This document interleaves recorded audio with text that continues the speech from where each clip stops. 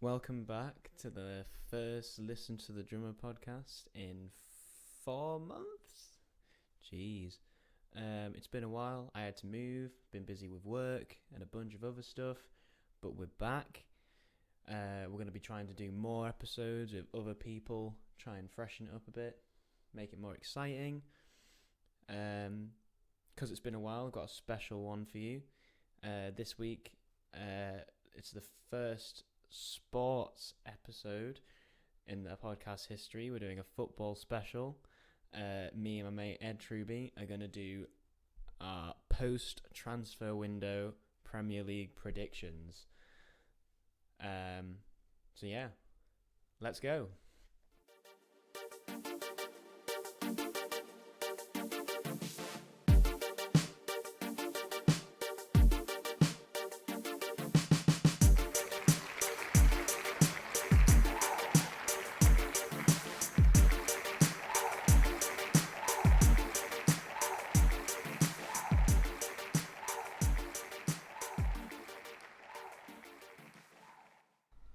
So, first football prediction video podcast thing. Whoop.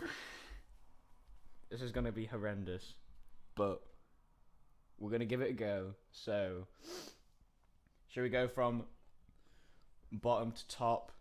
Say where we think everyone's going to finish. I think bottom to top's easiest because top is too contentious. Yeah. We were saying before this just how ridiculous it was to predict the top half. Yeah, I think it's just going to move around so much dependent on like each part of the season as well, like with injuries and stuff. Yeah, especially since it's such a condensed season. Like you've got however many games in like. Yeah. Well, you didn't have. The season normally starts in August, so you've missed a month really. But yeah. And we'll also do top scorer, first manager sacked. We'll save Champions League for another. I can't even be bothered with working that out. So I think we're in unanimous vote that Fulham are 20th. Fulham is bottom, unfortunately. They're gone. So gone. I don't want them to be like everyone likes Scott Parker. You can't not like Scott Parker. But I just feel the bottom I feel like the bottom 6 is just as close as the top 6 or 7 is. I agree. I feel like, especially, I don't want to sound mean when I say that Fulham are like are not really sure what to do once they get to the Prem. Like the last time they got to the Prem, they got there, they spent 100 million, and then they came second to last with like 19 points or something. Like they were awful. Yeah. And you look at the way that Leeds have come up, compared to Fulham, and it's sort of like you can't really compare it. Like no. It's also like when obviously Scott Parker did such a good job like bringing them up straight away, but they've not signed anyone of any note really, and Mitrovic couldn't cut it in the Prem last time. So. Yeah. I mean, arguably, he's probably gotten better since last time. So I think there's definitely positives, and they've got Loftus-Cheek from Chelsea, which I think that's true. Help. They've got him on loan, haven't they? Yeah, that's a good point. Let me get my signings up. Should probably, but like, it's all like when they were. Who were they playing the other day when they just defended incredibly badly? I can't remember who it was now. I mean, they've not won a game yet, so everyone so far. But yeah. I mean, they've signed Robinson from Wigan for 2 mil. I don't even know who he is. They've got Areola from PSG. Yeah, I saw that. That's quite a decent signing, to be fair. But other than that, yeah, I think Loftus-Cheek's the biggest hope that they've got currently of like a. Something to stand out for the season. But yeah, it's just whether he's got that quality that can keep them up. Their biggest transfer fee is Reed from Southampton, but even then, that was only 6 mil. So yeah, I mean, either it's a lot of clever business or not enough investment. Yeah, I mean, only time will tell. Like, we're only 4 games in. We're just Yeah. doing this as it's post transfer window, so this is the squads that they have to deal with now. The only benefit of us doing it now is we have some performances to go off, but still not Yeah. that much. So that's Fulham. In the other team that I've got going down, I've got West Brom as second to last. Yeah, West Brom was about my you. 19 as well. I mean, it's a similar story, really, in terms Yeah. of recruitment. I mean, I rate Bilic. Yeah, and I do think they've got the experience now of having Ivanovic, which I think is a hilarious signing. I think First it's of quite all. funny as well. But I think it could. I think coming back up to the Prem, just having someone that's so experienced in it is probably just going to help, just team wise, like the morale of it. I think he'll help in the dressing room. Yeah, I just, when your main goal scorer is, I think is it Charlie Austin's their main goal scorer at the moment? I'm pretty sure it is, but when you they haven't really got someone who's going to get them goals. But saying that, they managed to get 3 goals against Chelsea. they got three early ones against Chelsea. Yeah, 2 against Everton, who are doing well. So I don't know. They could surprise a few people. They could have a bit of a run and stay up, maybe. But I'm not. Yeah, no, I think Yeah. because I think it would totally depend on like other teams. I think if they play well, they could either go down or stay up, but it depends on whether any other teams totally capitulate. Which is totally possible this season. Let's be honest. Yeah, I mean, you look at their squad. They've got Kieran Gibbs as in terms of noticeable names. Kieran Gibbs, Robson Kanu, Charlie Austin, just some players that were just like kind of mid-table standard, but I know that might just be enough. It's a strange season. They do have a decent number of players with Prem experience. Like they got Jake Livermore as well. Obviously, used to play for Hull. Yeah. It could work out. You never know. Who have you gone for your last relegated team? Because I think mine's a bit of a hot take. I was between 2 teams for this, and I really don't want it to be the team that I've picked, but I've gone Burnley. Oh, Sean Dyche is fuming. I know. Fuming. I honestly, I would be so sad if Burnley go down. I mean, they haven't bought anyone. Literally, this is my thing. Again. You look at their recruitment, and I think they spent something like 2 mil on one player. And then, they've got 2 players, but they've lost Jeff Hendrick, who is one of the more experienced players, to Newcastle. They lost Joe Hart to Tottenham. True. I mean, they've managed to keep Pope. Yeah, they've still got Pope and they've got Tarkowski.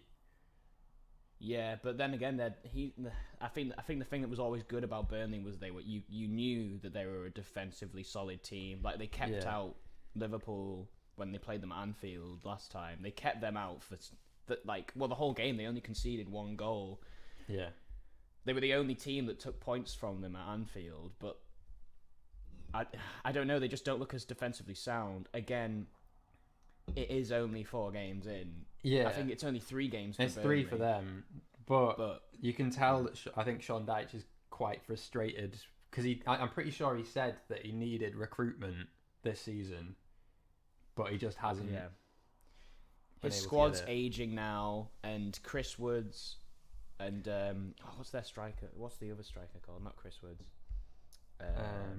Ashley Barnes. To be honest, I rate them as a front 2. Like for the way Burnley play, like Chris Wood's very physical. And I think it suits them well. But I don't know if they're going to get enough opportunities and keep out enough goals again this season. No, I agree. I mean, it's interesting you've put Burnley there because I was in between 2 teams as well, and I've gone for Burnley 17th. But for my 18th, I've gone for something that I don't think would be. I've gone for Sheffield United. Oh, okay. I Yeah. just think that it is between those two teams for me, and I think Sheffield United's entire season depends on whether Brewster can perform. Okay. Obviously, he's their newest signing, 23 mil from Liverpool. Yeah. I mean, they replaced Dean Henderson with Ramsdale, which is he's not terrible, but it's not quite up to Henderson, but I think he's done all right so far. Other than the fact, obviously, they've lost all the games. Yeah, they haven't scored a goal yet. Yeah, that's the thing. Like, you're not gonna win. Like, no matter if you've got a world class keeper, you're not gonna stay up if you don't score. That's the thing. They've got one goal in 4 games. If Brewster can perform to the level that people are saying that he can, then they'll be okay. But because they're not a club that can just go out in January and just be like, oh, screw it, we'll just go buy Cavani. Yeah, like, because we can. But like, I don't know. I don't want them to go down because Chris Wilder was like one of my managers of the year last year. I think, and that's the thing. If they're going to stay up, it'll be because of him. If Burnley or Sheffield do go down, I think it will be quite sad because they've both, like, in recent seasons, like they've both stayed up on merit rather than, like, financial influence. Yeah, which is something that's like it's pretty novel in football anymore. Like, you consider Leeds coming up now, and they've spent what 80 mil.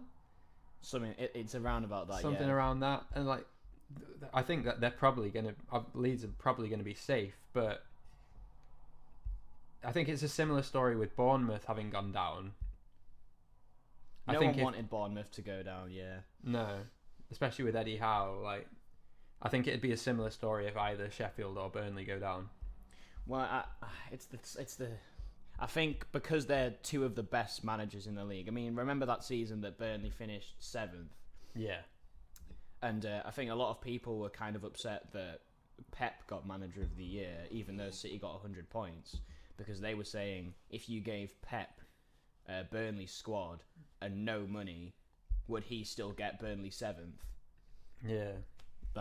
I don't know. I rate Sean Dyche, and I'd love to see what he could do at a bigger club, because Burnley's the biggest club he's ever been at. He's been there for nearly 8 years. Yeah, he is absolutely like an icon at Burnley at this point, and I think it'd be sad if they went down if he left. But I mean, get him as Klopp's replacement. Just do it. That'd be sick. So who have you gone for 17th then? Obviously, I had Burnley there. Who have you? I've gone for a hot take.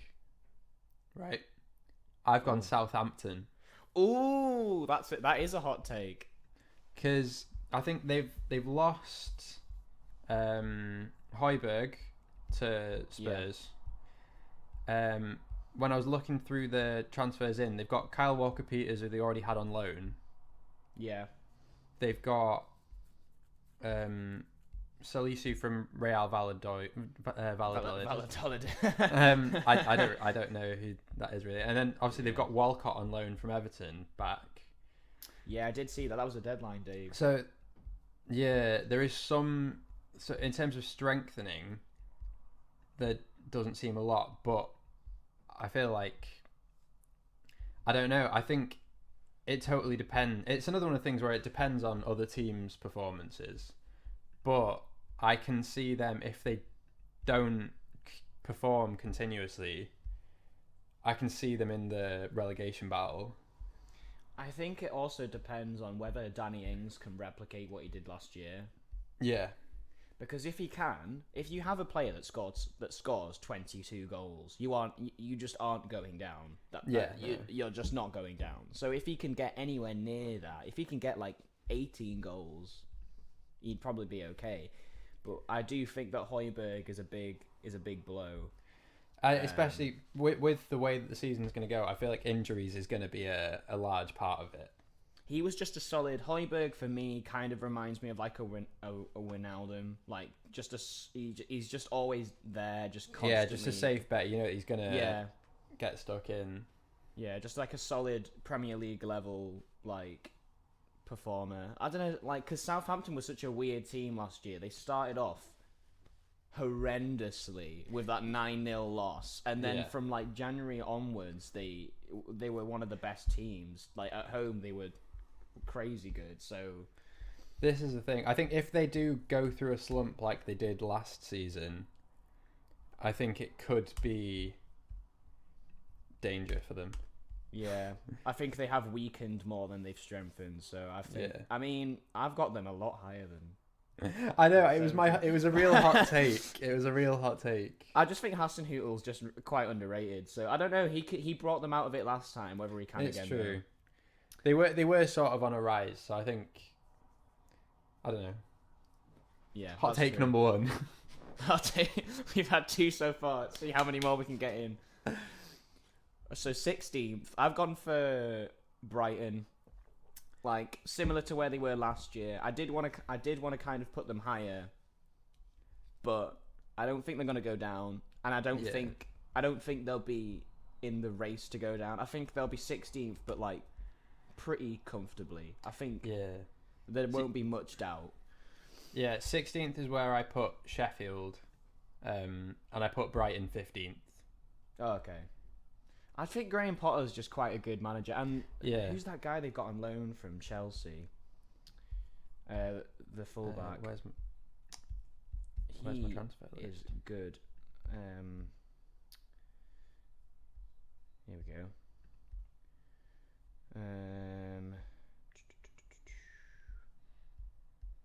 I think he's been there since last year. I don't think they got him this year, which is why I can't find him. It's not on a list. Well, they've also got, like, I think Adam Lallana's a really good transfer for them.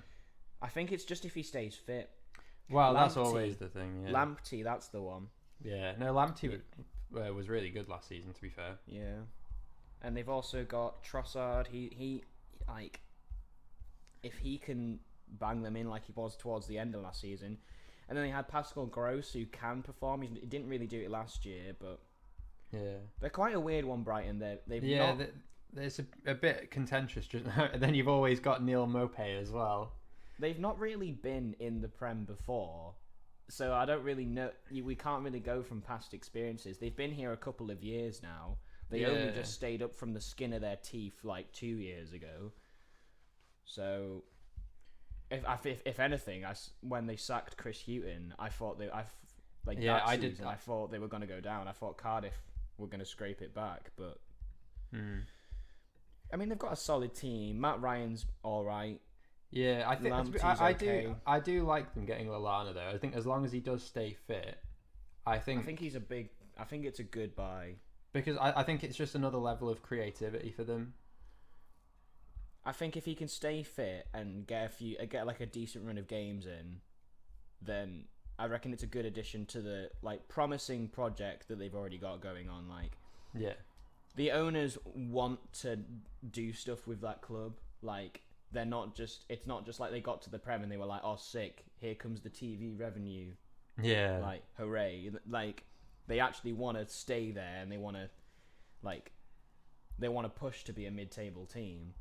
So, I don't think it will happen this year, but if they can stay in the Prem for a few years with the same level of enthusiasm, and obviously the investment is probably as high as it can be at the moment. I mean, it's Brighton and Hove Albion we're talking about. They don't have an unlimited source of wealth, but they try, and I kind of hope they do well because I don't know, it's just a nice club. Their badges are literally like a seagull. It's just pretty cute. I don't know. I just like him. I can't explain it. I just like him. That's your new home team. New home team. Brighton, even though they're like miles away from Manchester. Yeah, man. Commute to watch the Seagulls. Right, that's who I've got 16th. And then you had them 15th. I had them 15th, yeah. So 15th, I've got West Ham. So okay, yeah. I think it depends if David Moyes works from home, because obviously that's just they play better when he plays Football Manager.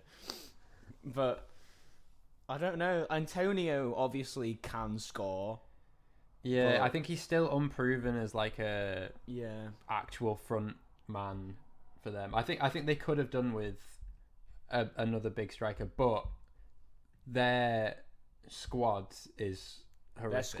Their squad is a mess. It is an Yeah. absolute joke. No offense to if any West Ham fans are listening, I'm sorry, but like, I mean, I'm sure you guys probably feel the same. But when I remember when they were in the relegation race last year, and loads of YouTubers who I follow were saying, "We've got Lucas Fabianski, we're going to be fine."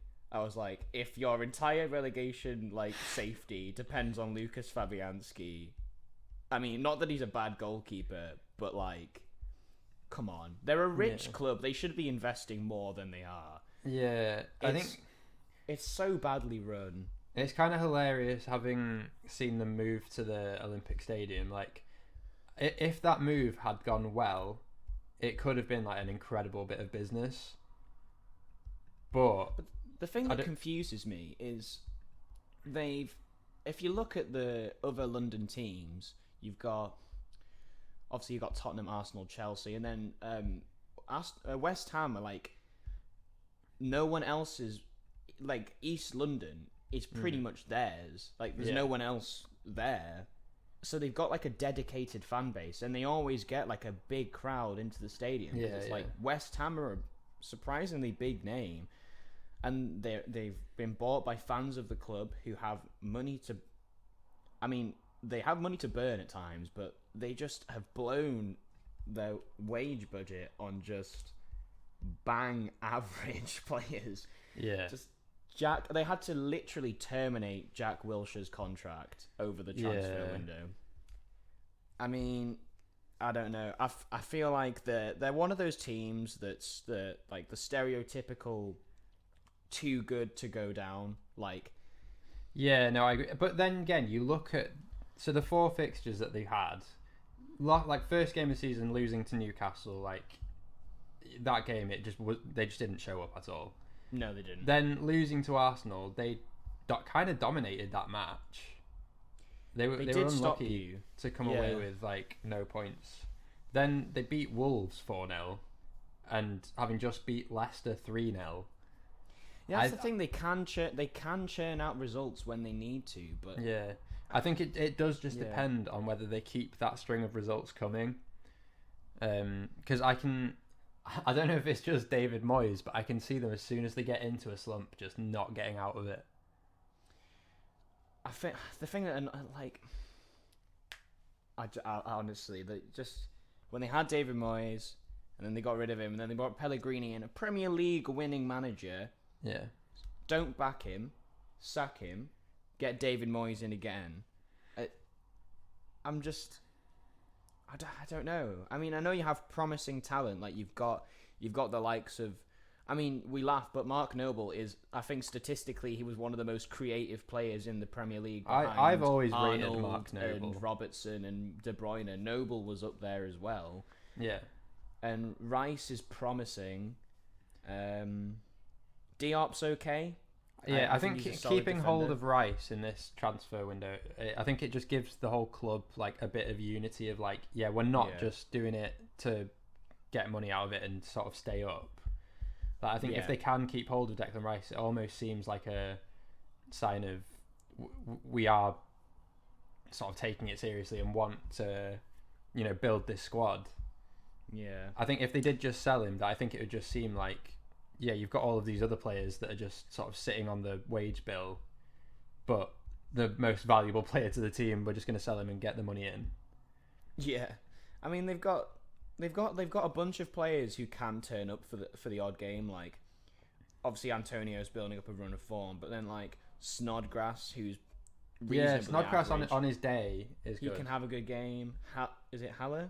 Yeah, Haller, Sebastian Haller. He can have a decent game every now and again, and so can Yarmolenko. Yeah, I think Souček as well, like obviously on loan last season, signed him fully this season. I think he's another one that on his day, can turn up and make a difference. But then obviously their recruitment's been a joke for years now, and then I think they are one of those teams that it could go either way. I don't think they will go down, but No. I'd be surprised if they went down. I think I would be surprised, as especially this year. as much of a sort of they've been painful to watch, I do feel like they're sort of finally on the way back up a bit. Yeah, I do think it could change. I think they could just go straight back to losing ways.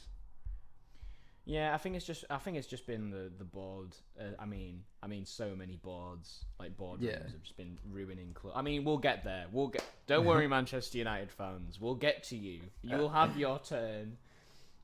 My only note that I had for West Ham was that they just raided Slavia Prague because they just got the 2 transfers. Slavia Prague They this did. time. I did see that. I thought that was quite funny. But I don't know why Slavia Prague is why is that the team that you go for? David Moyes has been a big fan of them for years. You know, if there's one club that he's always dreamed of managing, it's Slavia Prague. So what he's doing is he's building a London Slavia Prague. I mean, if we can just, before we move on to the next team, I just want to mention that David Moyes famously didn't sign Thiago for Man United because he thought that Fellaini had better quality. Well, I think he's been proven right, really. Also, on another side note, when I was in Prague, I went to a Slavia Prague game. I mean, were they the team that you wanted to see in East London? It was amazing, to be honest. Like the fans were so good. It was so like just a really cool atmosphere. Because the problem was we were sat in the away end, and there was probably like 10 away fans. But the opposite end of the stadium was literally rammed. Loads of people playing drums and stuff. The atmosphere was amazing. So I think that's what we want. It was a league game. I can't remember who it was against. But that's what you want to see at West Ham. I mean, that's what you should see in that stadium. But yeah. So that was my 15th. In terms of... And your 15th My 15th was Brighton, yeah. So I've got... In terms of 14th, I've got Palace. So. I've got West Ham 14th, so... Okay. Well, in terms of Palace, I before the season started, I had them 18th. Yeah. They've got a bunch of... If Zaha turns up, and if their new signing from QPR, the guy that they paid 20 million for... I can't remember his name. But he was pretty promising in the Championship last year. Oh, I can't even pronounce it. Eberici Eze, yeah. If he turns up, then they'll be fine. But the problem with Crystal Palace is they've got a team. I was watching a Football Daily podcast like a while ago, and they were saying, I agree with them. They were saying that they have it's just a team that's full of has-beens. Like it's just filled with an aging squad, and they just rely on Zaha all the time. But you can't get them out of every game. I do agree. I think though having Zaha with Batshuayi this year, yeah, that's true. I think that could be a good pairing. And Roy Hodgson, as much as we hate him for getting Kane to take corners, he's not a bad manager. He's done it before. I mean, he was terrible at Liverpool, but besides the point. But he's done okay at Crystal Palace, and he did when he was at West Brom. He was all right there, and he got Fulham to the Europa League final 10 years ago. Yeah, so. I do think Jordan Ayew is another one of them players that I feel like I'm just gonna keep saying on his day can absolutely produce for Palace and hold up the play and be really. I think solid that's the thing. That's what separates the great players in the Premier League. Because to be in the Premier League, you have to be a player who on your day you can perform. But the great players are the ones that do it every week. Oh yeah, even on the bad days, will still put in a performance. So yeah, I mean, I think Palace will be safe, but I reckon they could have a run of losses. It'll be just the same old story for Palace, really. And I think that goes for the next few teams that I've got, really. Yeah, I think this whole. I think the table this year is sort of split into bottom 4, 5. Yeah. Then you've got sort of from 15th to 9th that could all sort of. It depends on the players that Could really switch shine around. this season. Yeah. Because there's just quite a few teams here where you look at the transfers in and you think, they're just going to perform so well this year, but it depends whether that ends up gelling or whether it ends up just like making even more conflict. Yeah, that's true. Who have you got? So who have you got 13th? 13th, I've got Crystal Palace. Oh, well, I've got Newcastle 13th. Oh, okay. So, I honestly, no offense to any Newcastle fans, but I really want them to go down. Just because I despise Mike Ashley to the point of just... But he's so blatantly not interested in a great club like Newcastle. Yeah. Who have like an amazing stadium. History, yeah. Like a history. I mean, yeah, they haven't won a trophy since the 50s, but that could change if they had some investment. I mean, the amount of times that they've pushed close and like in the 90s where they nearly won the league. Yeah. And it was just like, I mean, they've made some decent signings, but the only reason they've made them was because they were cheap. Like, I do have to say, Callum Wilson as a transfer is top class. He is good. And his performances for them so far have, I think the only reasons that they've got the sort of performances that they've had is because Callum Wilson has just sort of controlled the play. Like, if they didn't buy Callum Wilson, because I think they were lowest in the table for chances created last year. Yeah. So they were really lucky to stay up to finish as high as they did. I mean, Steve Bruce is, as much as we thought it was a downgrade from going from Benitez to Bruce. Yeah. He's done an all right job. I can't get over how bad Joe Linton is. Like, he's just... Yeah, Joe Linton, I think awful. I think one of the shining lights, not necessarily always on the pitch, but Saint Maximin. He is good. He's a good player. I love him. I think he's hilarious. Yeah. When he did the tweet or the Facebook post about the Newcastle fan doing the helicopter, yeah. I was absolutely sold on him immediately. I think like he kind of gets the club, gets the fans. His performances aren't consistent, but I think he's an interesting player, and I think in that group with Callum Wilson actually like leading. They've got Ryan Fraser for free, who obviously hasn't played yet. I don't know. I think that they could do quite well, but I think it all depends on Callum Wilson a bit. I think he's saving them a little bit. So far, I think he is carrying that team. He is definitely carrying. I mean, you look at the other strikers they've got. They've got Andy Carroll and Joe Linton. There's no way they were staying up with those two. Yeah, no. Andy Carroll is a good game finisher just because you can send the ball up and hope that he just does another overhead kick for the sake of it. I've just got such a... I don't even know. My grudge isn't even against Andy Carroll. It was just the previous... I mean, he was just, He was what he was back in the day. He was what he was. Broke our transfer record for him, but it's fine. It's fine. It's fine. It's all good. It's all in the past now. It's all turned around. You can't. It's all turned around, so it's fine. It's fine. I can't be salty anymore. So that I mean Newcastle will probably just be. It'll be a similar story of kind of frustration for the Newcastle fans, to be fair. But we could do a whole hour-long thing on Newcastle's disaster of how it's been to be there for the past few years. So. Yeah, I did think it would have been so interesting to see them if they did have the Saudi takeover. I think it would. I don't think it would have been much different this season. I think you would have seen the odd addition. But the amount of links that they did have, like they were linked with James Rodriguez, they were linked with Cavani. When all that talk was going on, I think, it wouldn't necessarily have turned them into a top club, but I think it would have got them through to then build the club up. I think they would be kind of, not to the extent of Everton now, but I feel like, because obviously Everton have had the investment in recent years, I feel like it would kind of be a similar story where it'd take a bit of time, but you would see the progression. My uncle's a Newcastle fan, and he's just so fed up. He kind of just jokes about how crap they've been for the past few years. Yeah. But Yeah, it'll just be a similar story. But who knows? They could get bought next year, and then everything could change. So, but then 12th, I've got Southampton. Who we've already talked about. Quite a bit.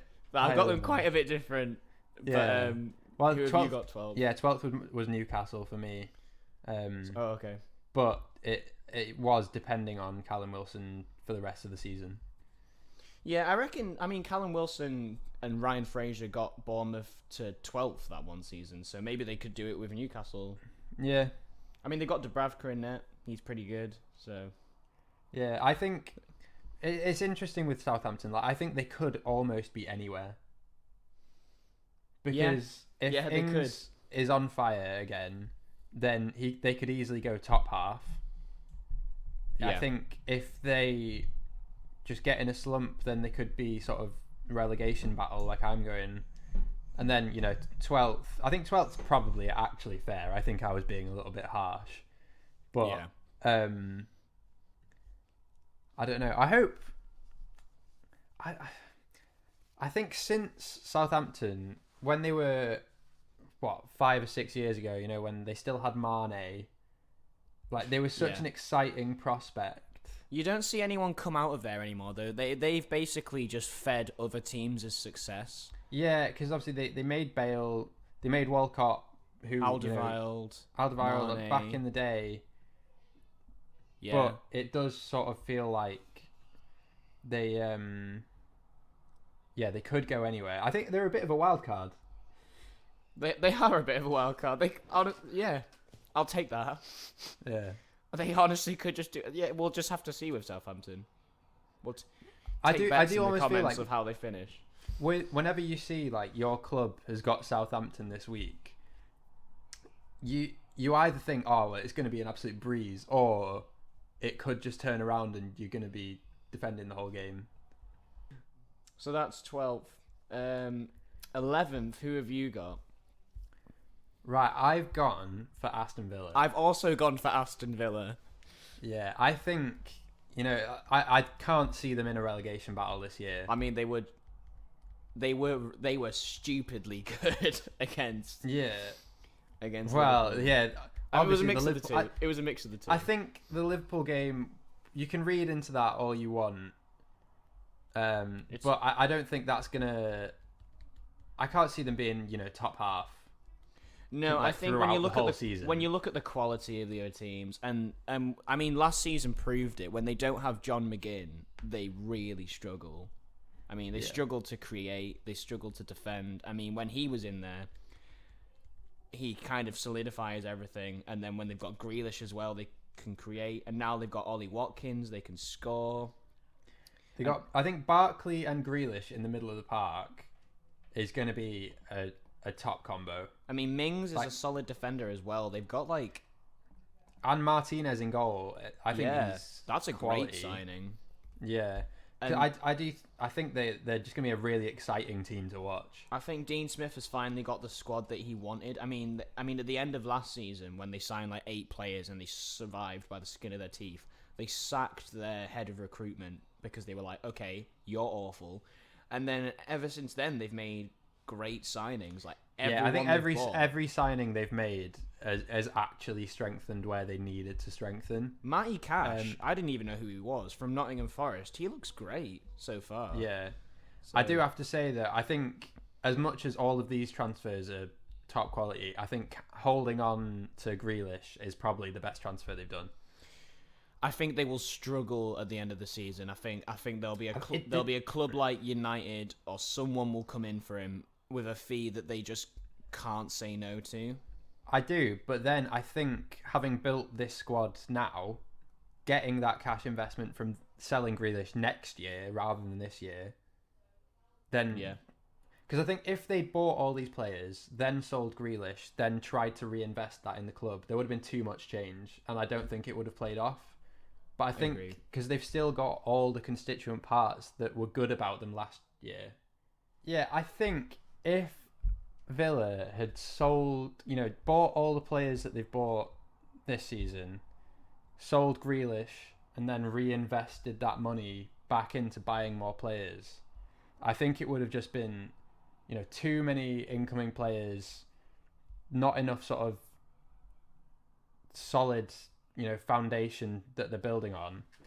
Because I think they've still got all the quality that they had last season, but they've sort of strengthened around it. So I think if they've recruited how a team who was in their position should have recruited. Yeah, definitely. I mean, but I think next year, if they do sell Grealish at the end of this season, I can only see them getting even stronger. Yeah, if their recruitment stays the same as it has been. I mean, I remember I think it was Grealish who says that their club's target is to finish mid-table this year. Yeah. So, and I think they'll manage that with ease, really. Yeah. They just want to be safe. They just want to be a solid Premier League team. And I reckon they've got the team to do that. So I feel like Villa as a club has probably invested maybe the best out of all the lower half of the Prem. Because I think out of everyone we've said so far, yes. Yeah, because I think when you look at the top half of the table, there are so many clubs on a rebuild this year. Like, you look at the level of investment from, the top 7. Yeah. I think you think about, Villa getting Martinez from Arsenal, who was performing so much at the end of last season, but couldn't guarantee him first team playing. He's not going to get him when Leno's in there. Yeah, that is a top quality signing from them. They've got Ollie Watkins from Brentford, who is banging goals in left, right, and centre in the Championship. Villa fans, you'll be fine. You'll be 11th. Don't even fret. Don't even trip. Don't even trip, dog. So now we're at the halfway point.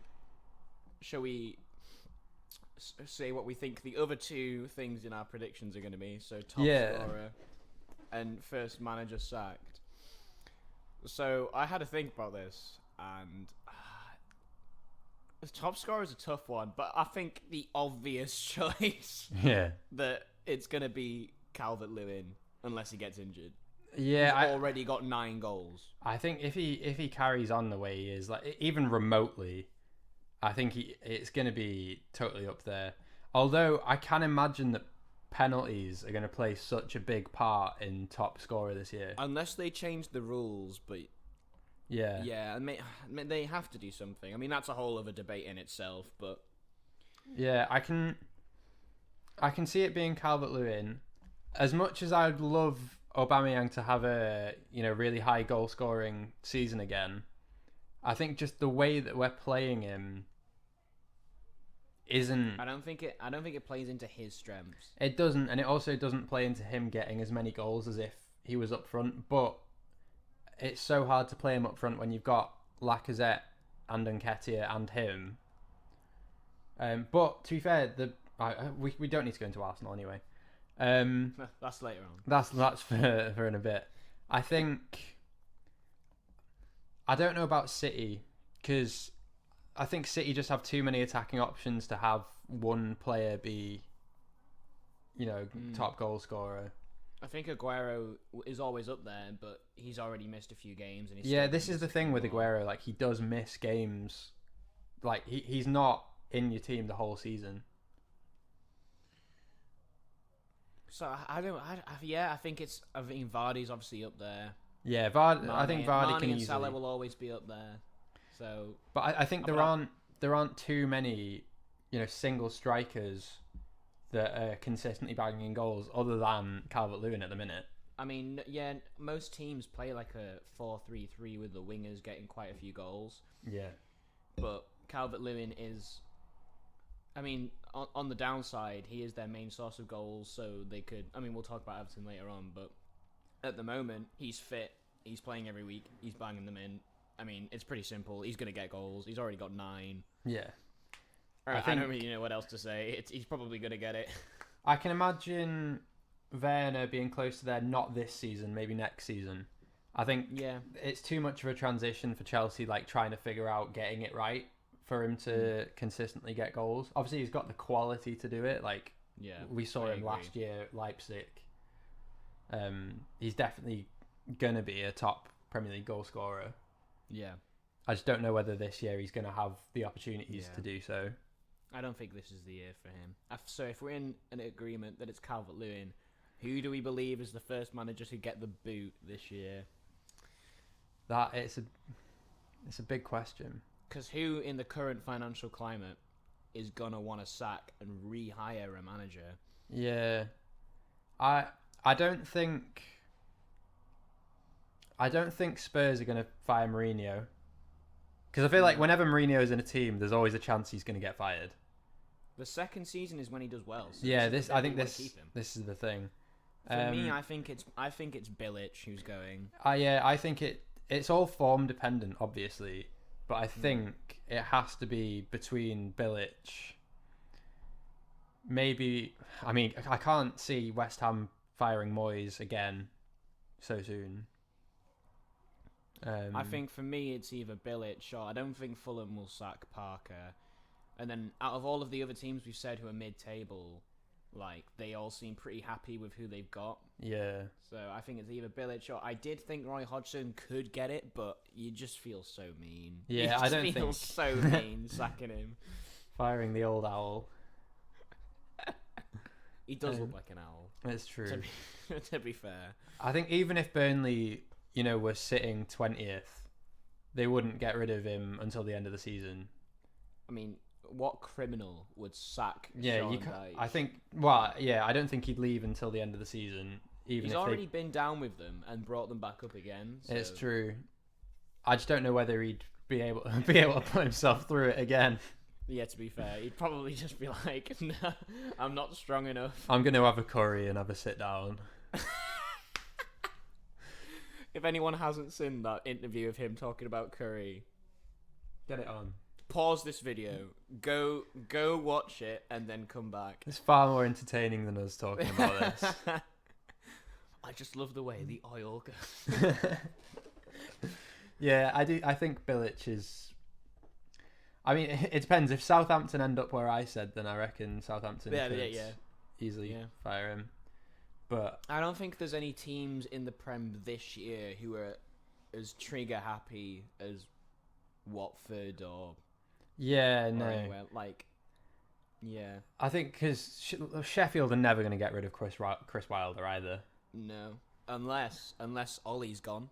This is true. Ollie is the other shout, because I mean, I looking at the form so far, you wouldn't be too surprised. I mean, there was rumours floating around that they've already contacted Poch. Yeah. So I heard a rumour that they talked to Arsene Wenger, but I mean, I don't believe that. No way. No. Imagine Wenger getting a job now. Like, he's so done. Especially a Man United job. Yeah, it's just not. Nah, no. I can't. I mean, if that, I'd be so surprised. I mean, it'd be hilarious. I mean, we'll get to. I mean, we've said it like however many times now, but we will get to United and their incoming implosion. But 10th place is where we're at now. Yeah, 10th. This is where it gets fun. This is where we get the big boys. In terms of 10th, I've gone for the mighty Leeds United. I've also gone Leeds United, yeah. I mean, I didn't want to get too ahead of myself. Like, I am so happy Leeds are back in the Prem. I mean, I just love Bielsa. You can't not love Bielsa. Like, his passion for the game is just uncompromising. And Spygate was hilarious. Oh, yeah. And the way he managed to... The City game was well interesting, even though it was only a 1-1. Yeah. It was so, like... I mean, I personally am never going to get sick of the squat. No, I don't think anyone can get sick of that squat. No. He's like 60 odd and he can still squat for like 90 minutes of the game. Like, what is that about? I can squat for about 5 minutes. Jesus. I mean, they've recruited well. They've already got good players. The Leeds recruitment has been absolutely hilarious to watch, to be fair. Like, it feels like for every one signing of another club, you've got a Leeds signing. Yeah, I mean, the thing that is baffling is just how much pull Bielsa has. Like, regardless of the fact that it's a newly promoted team, Yeah, no, like getting Rodrigo, who was like a target for so many higher clubs in previous years. Leeds, it's mental. Yeah, I think Meslier, the keeper, is going to be so important for them because like you watch them in the first few games. Yeah, they've conceded a lot of goals, but he's put in a lot of solid performances as well. I think they do have to adjust to the Premier League, which is why I've not put them higher. Well, I didn't want to get silly. They will make mistakes like they did against Liverpool when they gave away that penalty. They will make mistakes, but they have the quality to finish mid-table. And in your first season, yeah, I mean, to be fair, there's nothing stopping them from going for a cup or something like that. I can see them on a cup run, to be fair. But I don't want to get too far ahead of myself, like you say, because I would absolutely love to see Leeds get some silverware this year. I don't think anything would make me happier. I think if Brighton won some silverware, that would be the one. Oh, we get it. You love Brighton, Jack. Calm down. I mean, Salford want the silverware. That's what's going to happen. Promotion to League One. The boys. Up the boys. So we're in agreement that Leeds and Villa are going to be absolutely fine. And then who have you got in the important 9th place? I've gone for Wolves. I've also gone for Wolves. Wow. This sounds like it's pre-planned. No, it's not, I promise. It's just adorable. Yeah, I think they've got a lot of quality, obviously. And they've got a great manager as well. Yeah, I think losing Jota... Jota's a big loss. Doherty is a big loss. Doherty to Tottenham is... I think that could hurt them just because the amount of opportunities that he created for them, and basically the right hand side of the pitch was just owned by Doherty. Like he wasn't a right back; he was just the right side. It's good to see that the investment that Wolves have made, as well as being Portuguese, is also like young. Yeah. So but they've signed the football manager legend, which is Fabio Silva. Everyone signs Fabio Silva because he's 18 and then goes to 5-star within 2 years. But I mean, I think they will. They obviously will. We put them 9th. We don't think they'll do as well as last year. I think the last 2 years have been just great to watch at the end of the day. But I think I don't think. Yeah, I don't really think they've got that new promoted hype. I think we see them as they're a solid Prem team now. Yeah, we see them as a team competing for the Europa League spot now. That's what I see them as. Yeah, I think they've sort of taken over what Everton were for a long time. Except I think they're better. I think watch. This is a lot more competitive. Yeah, I think Semedo is another good transfer as well. To be fair, from Barca. Yeah. I think it's good for Wool. Yeah, I mean, I've never been a big Semedo fan, but he's probably better suited for a Europa League pushing team than Barcelona. There are levels to this game, as the saying goes. Yeah, that's who we've got there. So the question is, have we matched our predictions for the 4th team in a row? So who have you gone for 8th? Oh. See, this is where it got really tricky. It did get really difficult here. Because I've gone for Man United. Oh yes, I did not put them that low, but I really wish I had. Yeah, I've gone for Leicester 8th. Okay, yeah, that's fair. I think, but the reason let's talk about United. I think we need to talk about United. We've been building up. I'm so ready. It feels like clip on my it's. Oh no! It feels like it's the massive elephant in the room. Like the end of the season last year, fair dues to United, they absolutely showed up. I think Bruno showed up. Well, that's true. And to be fair, the defense was good. You know what? I'll let them have that. They did show up. But I think the only thing is, I can see they're growing some doubt in Ollie as a manager. I think the reason that they've stuck out with him so long is just because obviously he's a club legend. Like, you're gonna give him the time, but it's just come back to the same old Man United recruitment that we've absolutely laughable. loved to see for the last 10 years. Honestly, like, when we play Football Manager and when we play FIFA, we run those virtual clubs better. In almost every single way. I think Van der Beek, obviously, you can't deny he's a quality player. He's going to be a quality player. It's not the signing they need. No, That's it really like, wasn't. Like, your midfield was okay. That was the one part of the pitch that wasn't awful. It almost feels like they could have got Van der Beek if they knew they were going to lose Pogba. Like, if they thought Pogba was going to go back to Juve or to PSG, and they replaced him with Van der Beek, that would have been, good business. But I don't think anyone wants to buy Pogba anymore. I think Pogba's had his chance for a move. He had his good couple of years, and then that's where his chance was. But he's. But this is the thing. He's not going to replace Pogba in that midfield. He's not going to replace Fernandes.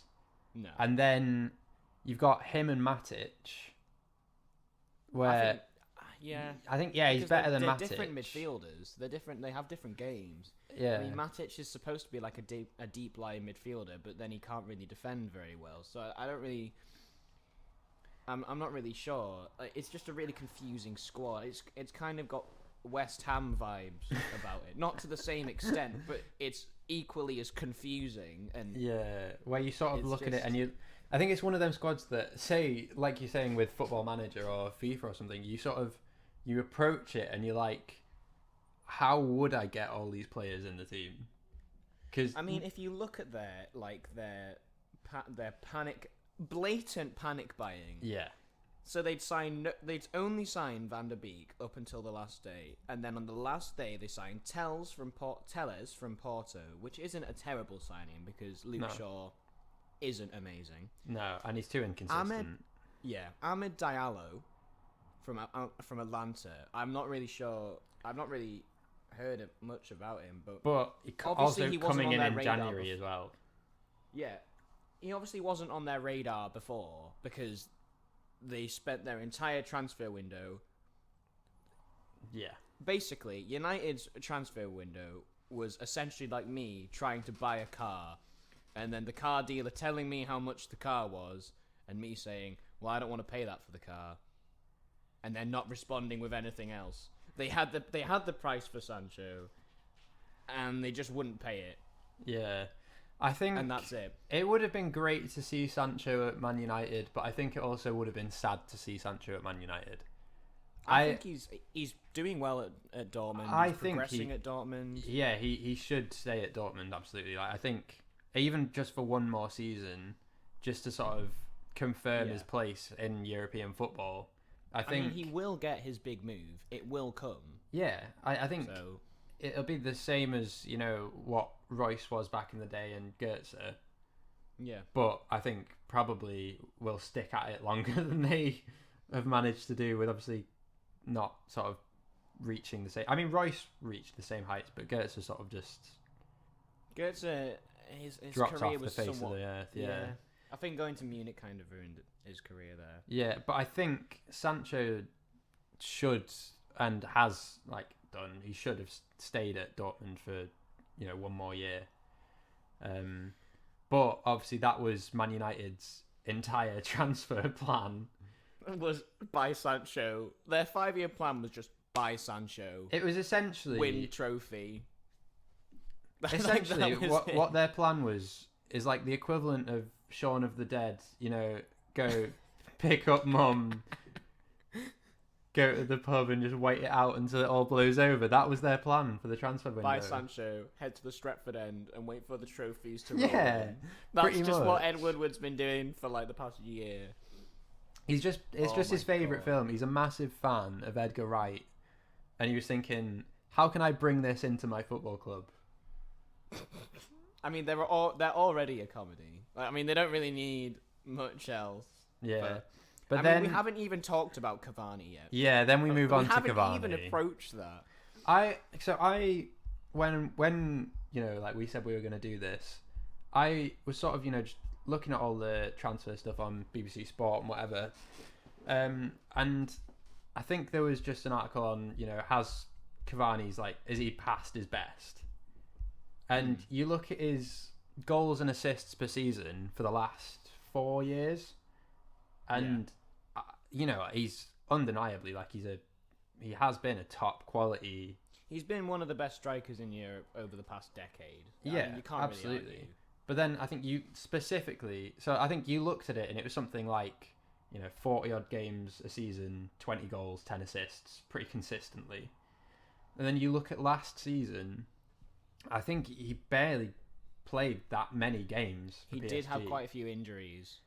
But this is the thing, signing a player so desperately on the last day of the transfer window, but a player that got about 10 games last season. Obviously, he's got the heritage of everyone knows who he is. I mean, you'll get the shirt sales in and all of that, but I've read I think a lot of United fans online are saying, yeah, but he's a free transfer, so it's not really a loss. Well, look at the wage packet. his wage is absolutely obscene. It's like 200 and something grand a week, and his agent fees were something like at least 10 mil as well. So yeah, you still paid money for him. It's definitely it's going to be a hit or miss transfer. And he's been given the cursed number 7 number. Yeah, I think it could either be a Falcao or it could be an Ibra. It could be an Ibra at the end of the day, and we absolutely love to see that. I mean, to be fair, as much as I'm not the hugest fan of United, I did like it when Ibra was there. Yeah, it was quite fun to see. But it's going to be an interesting one to watch. I think that's just the overall story of this season is just going to be, it's going to be interesting. The thing is with United, if they play like they did last year, they could finish top 4. But if they defend like they did against Tottenham for the rest of the season, they're getting relegated. I don't even care. They were rubbish against Palace. They were incredibly lucky to beat Brighton, and I mean stupidly lucky. 100th minute penalty. Yeah, I was watching that game, and I think I stopped watching probably at the 86th minute. When I think it was 2-1 to United. Oh, poor move. I know, it was a really poor move. And then I remember just going on the Premier League app or something to check my fantasy score. And then seeing there was 100th minute drama, and I was like, why did I stop watching? But I mean, we can't be salty at United this season for being penalty whores. We could in previous seasons. Everyone's a penalty whore this year. Yeah. That's the thing. So they haven't got that for everyone to hate them, but they haven't strengthened in the right areas at the end of the day. They haven't strengthened in the right areas, and at the end of the day, there's so many you have to feel sorry for the fans at the end of the day. They just want. I mean, you can only be sorry for them to a certain extent. They did see the team win everything for 20 years, but it is the same. It's been the same story for the past 6 years now. I think. You have to. You look at the problems they had last year, and you have to say, conceding goals was one of them, because David De Gea was obviously not peak David De Gea. Well, it's interesting you say that, because the only team that conceded less goals than them was Liverpool last year. All right, fair enough. I think it's because I think the individual errors shine through though, and I do agree with you in the sense that the defense is, for whatever reason, worse this year. Yeah, because Maguire's not reached the heights that he used to.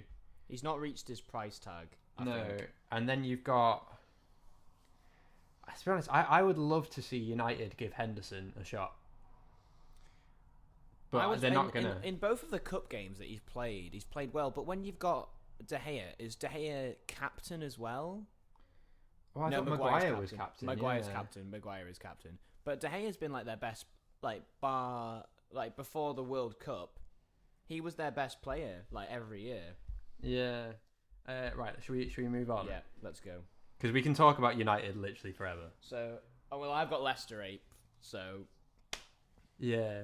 Well, I've got Leicester 7th, and you put. Fair.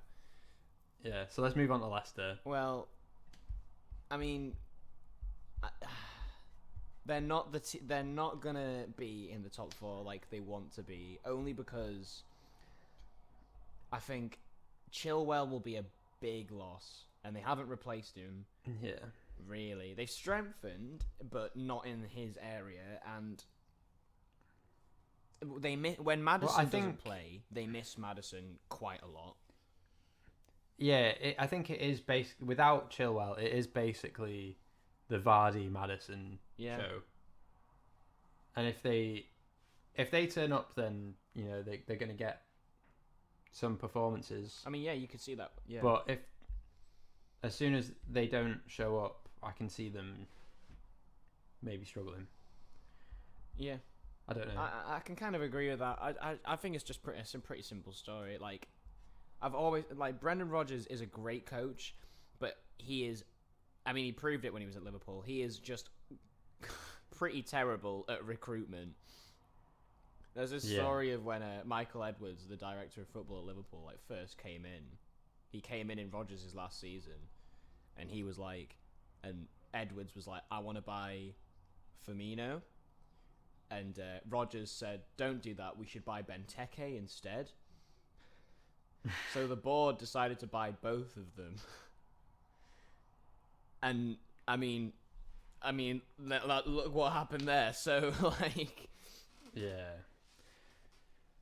yeah, I think it's difficult. They always manage it though, so I can see them getting higher than what we both given them.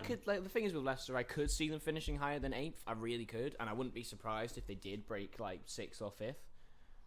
But I just can't see this is the thing, with the squad they've got right now. Yeah, all of these predictions at this point are essentially they could so easily jump around. Yeah, I think anyone in the top 8, anyone in the top 8 could shift. Yeah. Which brings us on to 7th. Oh yeah. Well, I put Leicester at 7th. Well, I've got Spurs at 7th. Oh, okay. And then I've got United 6th. But okay, yeah. I've got Spurs because.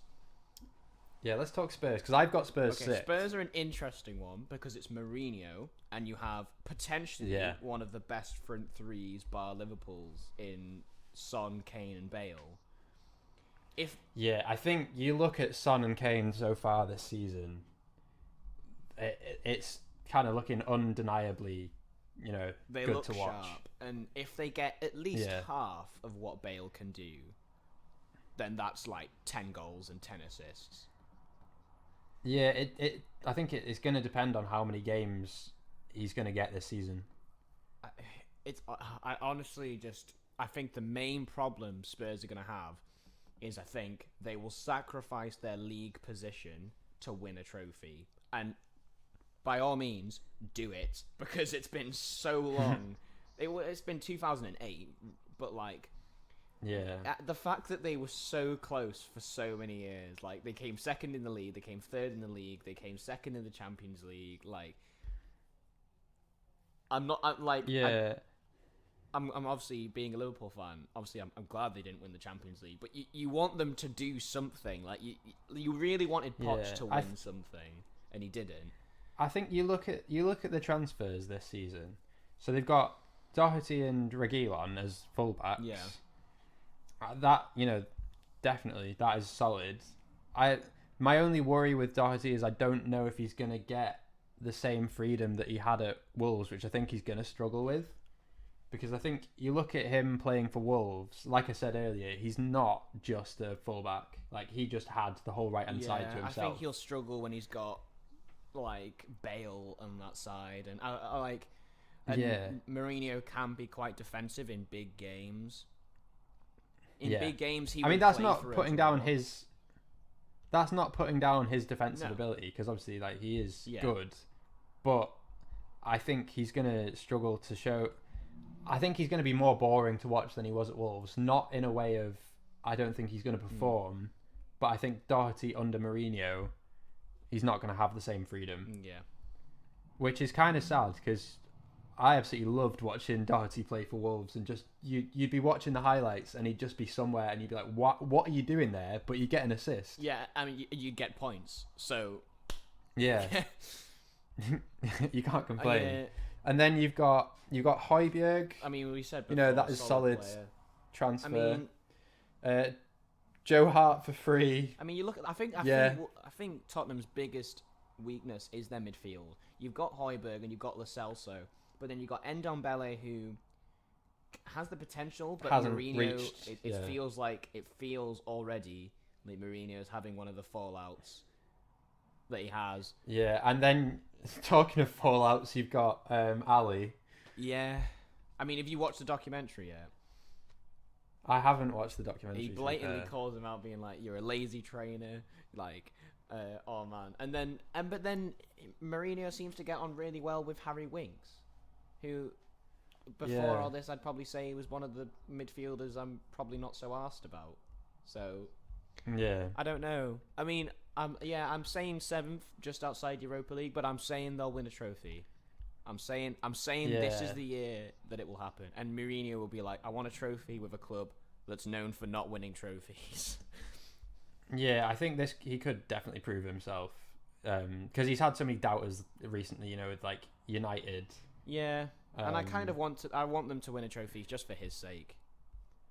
Yeah, but I think that's why I've gone 6th, because I can see them, getting into Europa League qualifying spots. Right, should we go to 5th? Who have you got? I've gone Arsenal. I've gone Everton. Oh, I think Everton. I've gone Arsenal 4th. So let's talk about Everton and Arsenal. Right. So, yeah. I mean, should we start with Arsenal? In terms of Arsenal, I think that first and foremost, they're a lot better than they were.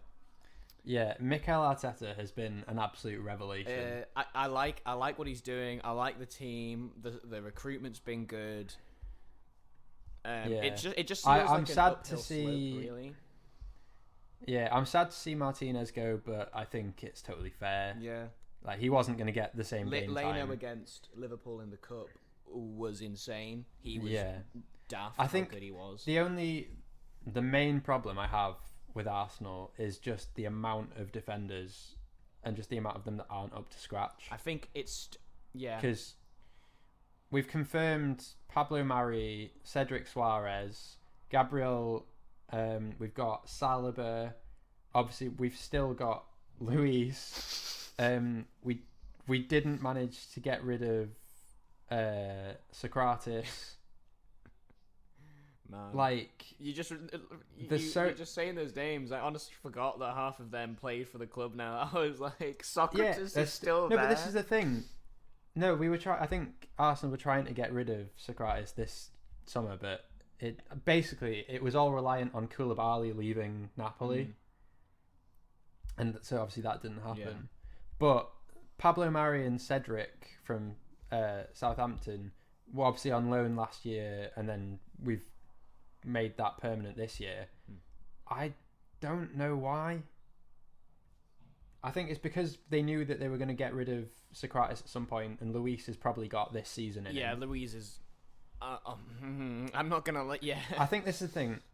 Luis, I think the reason that Arsenal are keeping him is not because of him on the pitch. I mean, he said he was going to go to Arsenal to win trophies, security. And he won the FA Cup.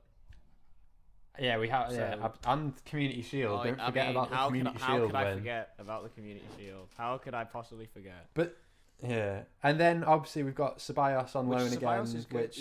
When he came on, I rate Ceballos. He came on at half time when we played you in the league, and you were the better team for the second half as soon as he came on.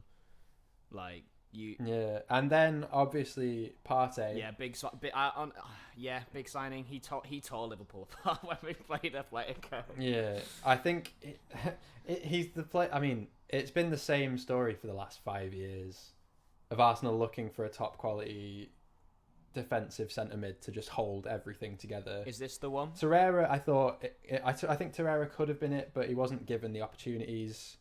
Ceballos is too attacking. Xhaka is Xhaka. Yeah. So I think, because he's proven as well, this is the thing, I think we bought too many unproven players in that position. He is proven. He's done it at the highest level. I mean, Atletico didn't have an amazing season last year, but...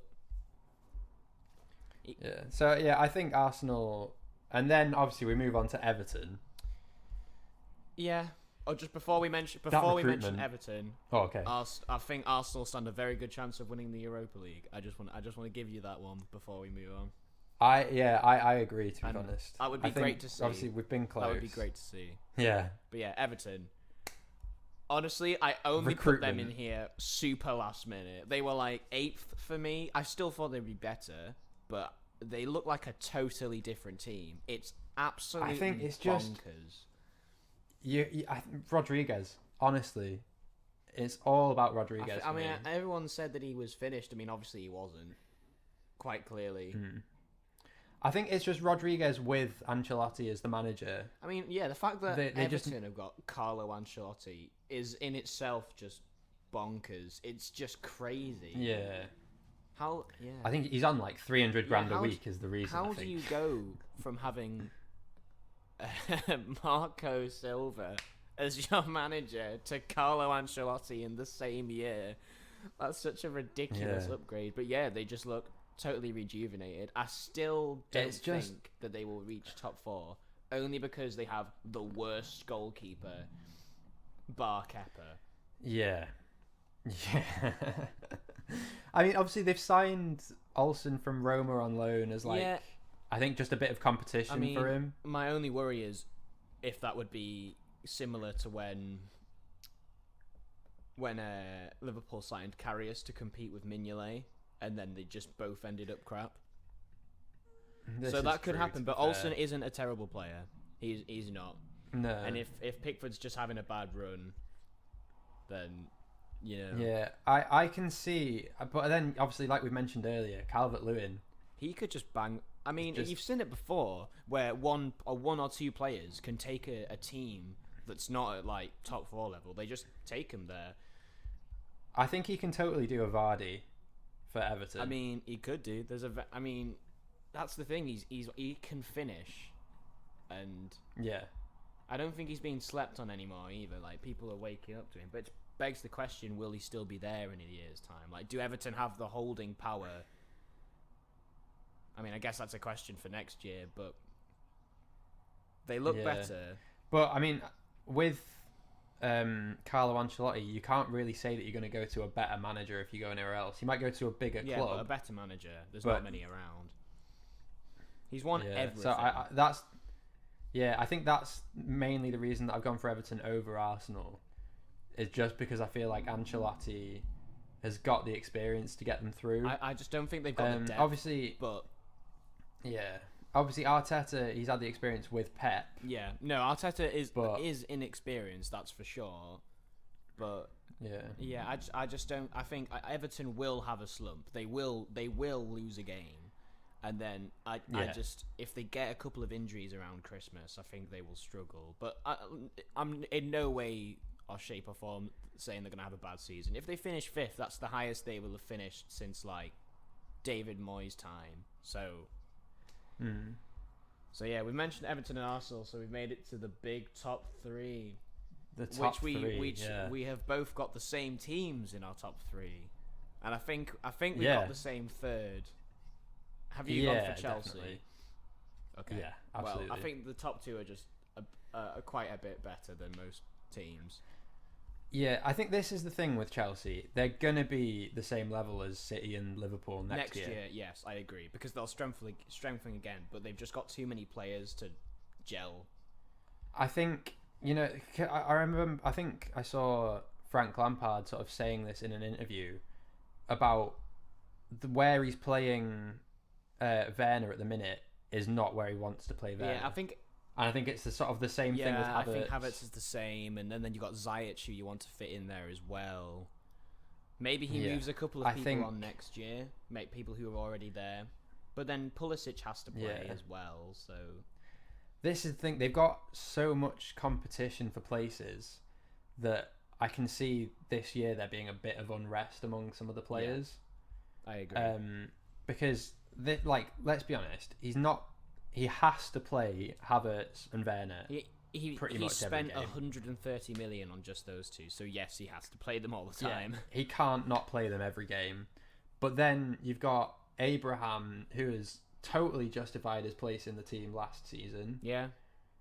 You've got Giroud, who is he's not just going to be a player that's going to sit in the reserves and play the cup he games. does have instinct. He's at least going to want to come on. He's at least a super sub. Yeah, he's at least going to want to come on as this is the thing with Giroud. If you're going to have him as your replacement striker, then you're going to get goals at the end of games. He's so good at just, sending the ball up, him holding it up. Yeah. Turning and giving it to somebody else. And I think with this being one of Lampard's sort of, it's going to be the biggest challenge, I think, balancing the amount of players that have already justified themselves as playing the games. Because and then you move from the attack to the midfield. You've got Kante. Kante has to play. Pulisic. Kovacic. Jorginho, Havertz. It is madness, to be fair. Yeah. But then I think they still struggle defensively. I mean, I don't think he's going to play like that all season. But Thiago Silva against West Brom was woeful, horrendous. And apparently he's the captain. Yeah, I think it's just because there's so much change. I think having someone that's so experienced, even though he has only just come in. But then I think a lot of people are saying Azpilicueta should be captain. Yeah, I agree. But I think because isn't Chilwell now above Azpilicueta positionally wise? They're playing, or are they on opposite sides? I can't remember. I don't know. I think they're almost going to have the same thing that City have, where I feel like they can just rotate their team every week, and you're never going to know who's going to play. Yeah, that's the thing. You just don't know. I think I think Chelsea have got third in the bag, and next season they will improve again. But I reckon the pressure is now on Frank because he's been given the money to spend. Last season he kind of had a free pass, but this year. I mean, who's to say that Abramovich will give him the time? He's not giving anyone else the time, so I don't know. But I think it's because the fans are going to have so much more time. I think the fans do have. He'd more have time for him. the fans turn against him if he didn't give him as much time. I reckon Lampard's got 2 years and if he doesn't at least challenge for the title in 2 years, then I wouldn't say he's failed, but I reckon he will. Or Champions League. He will have failed to Abramovich. Yeah, I think it's agree. the toughest job in the league, so only time will tell. Which brings us to the ultimate coin toss of who's going to win the league. This is the thing. This decision doesn't really matter because it's going to be so close. It's one anyway. or the other. Yeah, I don't think the gap's 18 points anymore.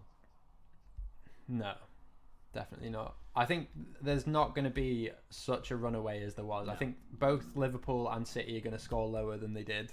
I think they're going to concede more. And everyone else is going to score higher. Everyone else is going to score higher than they have done.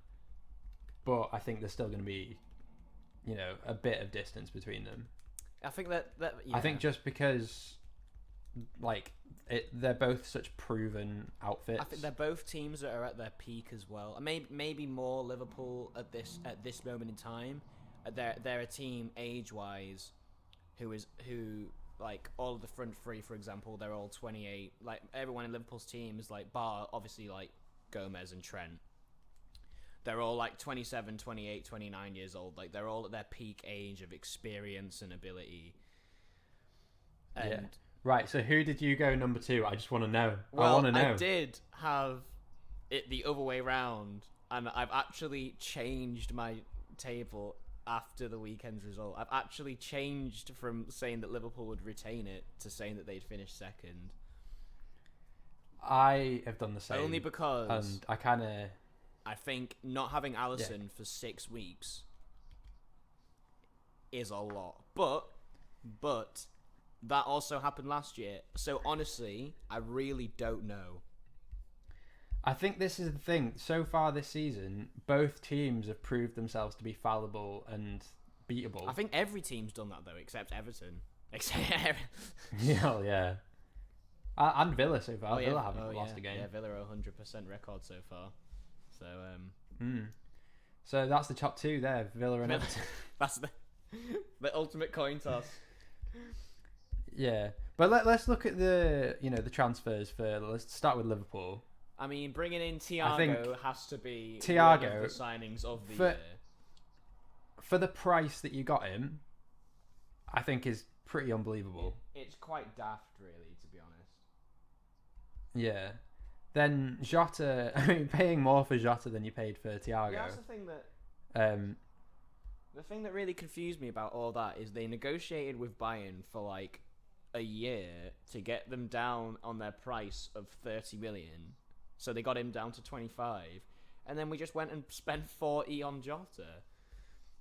Yeah. But, I mean, Jota's a good signing, I think. Yeah, Jota's going to grow as well. And as soon as you do end up losing one of your front 3, he's going to sort of fill in. I mean, he's got similar stats to Mane when Mane joined. He's a few years younger than Mane as well. I think it's quite exciting. I think now you will see the front 3 gradually being replaced over the next few years. I reckon the first one to go will be Firmino, only because I think it's quite obvious that he's not as clinical as he used to be. Yeah, I mean, he's still ridiculously important to how they play, but he's not banging like 15 goals a season in anymore. Yeah, you could almost see him doing a Rooney and just like pulling back. I mean, at the end of he kind of does that anyway. So yeah, I mean, he's already got 2 assists in 4 games. So I don't know. I reckon Salah could get a big money move potentially at some point, but then I think one of the best bit of business that you have done, this because I was on the BBC Sport list of the transfers earlier, and you've sold Dejan Lovren, and somehow you've got around 10 million for him. That was honestly and unbelievable. I think that is one of the best bits of business of the whole transfer. The only window. thing I would say is we should have replaced him. We should have bought a backup centre back. Obviously you've sold Brewster as well. Yeah, we sold Brewster for 1.5 million less than we bought Thiago, which is just silly. Yeah, so I think, to be honest, in terms of there being so many clubs on in the middle of their growth, I feel like Liverpool's sort of at the start of its decline to rejuvenate. Yeah, I think. Well, I mean, I was telling you about the 5-year plan of since they won the Champions League and when Klopp got his extension, the plan was to win the league in 2020, which obviously they did. Win the league in 2021, and then commit Klopp to a 2-year rebuild, and then have another title challenge before he leaves. So, if things go according to plan, then they'll probably sell one of the front 3 next year. And then probably be happy with top 4 finishes over the next 2 years. But I mean, who knows? I mean, the Champions League win was not a fluke because they were still really good. But we'll see. I mean, I honestly don't know with Liverpool because their defense doesn't look as good as it was, but that could have just been a one-off. So yeah, Van Dijk hasn't been as perfect as he has. But then been. even then, an average Van Dijk is still like Yeah, still like than... ridiculous, and no one in the league is defending very well. Even Everton, who have a 100% win record, have still conceded 2 to West Brom. Like they were lucky against Palace. This is the thing. Yeah, it's definitely going to be a high goal scoring season this year. Like you just look at the way it's gone so far. Daft, really. Crazy. And then talking of high goal scoring, let's move on to Man City finally. Yeah, I think they've got. I don't think it's in the bag, honestly. Like, but I do. No, it's going to be a good season. I do think that because you have to remember that this is Pep's last year on his contract as well, so this will probably also be the year that they throw the kitchen sink at the Champions League. Yeah, they need the Champions League at the end of the day, so that might give the Premier League more of an interesting thing if they do prioritize Champions League, but so much. Yeah. But you look at the transfers. You got Ake from Bournemouth. You know, fair enough. Yeah, just fair enough. You can't really argue it's a decent transfer. Ferran Torres. You got because Pep can't resist buying a winger every year. But obviously that's sort of like as a replacement of Sane. Yeah, is that a Sane replacement and like a mix of a Sane and David Silva replacement? And if so, it's not. I think so. That's the thing. Like City usually get recruitment right, but this year I'm a little bit confused. Like it was pretty obvious that you need to replenish the defense, but you've come out of the main window still having Mendy as your main left back, and he's just not very good. So I honestly, I still think they stand a very good chance of winning the league, and I don't think there'll be a runaway. But you just can't win the league with the defense they've got now. I mean, they proved it last year. Like it's just not good enough, and I think Ruben Diaz will make it better, but I don't think he's a company. I don't think he's a company replacement, and I think his fullbacks, which have been the players that he's bought the most of, is fullbacks. Over his entire Walker's City career. pace gets him out of trouble sometimes, but it's a weird one because. But then you look, they still the depth of just it's ridiculous how many first team quality players they have. Yeah, but then you see that they lost so badly to Leicester, and they drew to Leeds. I mean, it's the same as pretty much everyone this season. Like they are fallible and they are beatable. So I think it's going to be, an exciting season. It will be close. I mean, like the thing is as well. Like they drew to Leeds and they lost to Leicester. They were also quite poor. Not poor, but in the second half against Wolves, when Wolves scored and it was 2-1. For the last 20 minutes, it was really nervy, and Jesus kind of got them out of trouble there. But then they've missed when Aguero's not there. They miss him a lot. They rely quite heavily on Sterling to get them out of trouble. And as we saw in the Champions League, sometimes you can't get them out of trouble when he just skies it.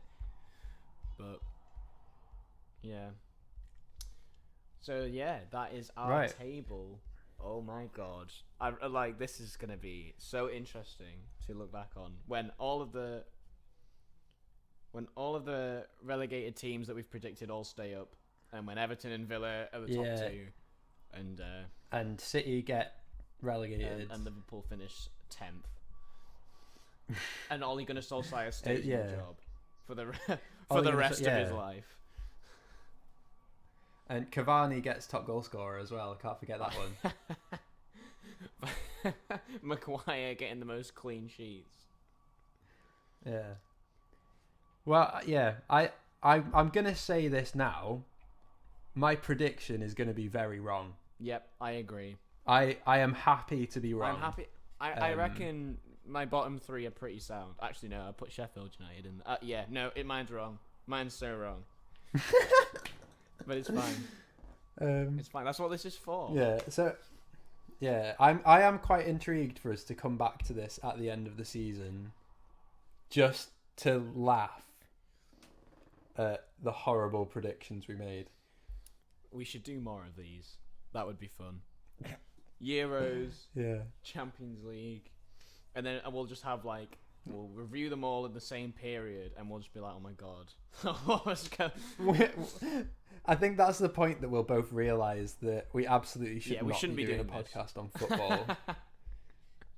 Because I was saying this before we started, like I don't think I'm anywhere near qualified or informed enough to talk with any influence over whether anyone's gonna place in the table.